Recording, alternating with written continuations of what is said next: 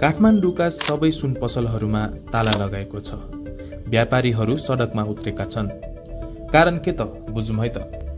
नेपाल सरकारले सुनमा 2% विलासिता कर अथवा लग्जरी ट्याक्स र डायमन्ड र अरू पत्थरको ज्वेलरीमा 13% भ्याट लागू हुने बिल बनाएपछि सुन चाँदी व्यापारीहरू जुन 12 थर्सडेदेखि पसल बन्द गरेर सडकमा प्रोटेस्ट गर्दैछन्।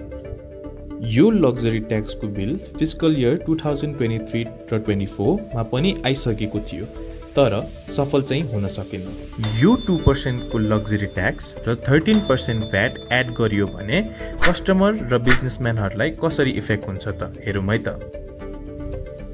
इन्डियामा 1 तोला सुनको भाव नेपालको कम्प्यारिजनमा अराउन्ड 8000 सस्तो छ। यो कुराले पहिल्यैदेखि लिगल ट्रेडलाई गाह्रो बनाइएको छ र त्यसमाथि 2% विलासिता कर अथवा लग्जरी ट्याक्स र 13% भ्याट एड गर्यो भने सुनको प्राइस अझै पनि महँगो हुन जान्छ। यसको इफेक्ट कन्ज्युमरहरूको कन्जम्सन क्यापेसिटी घट्नु र बिजनेसम्यानहरूको बिजनेस डाउन हुनु।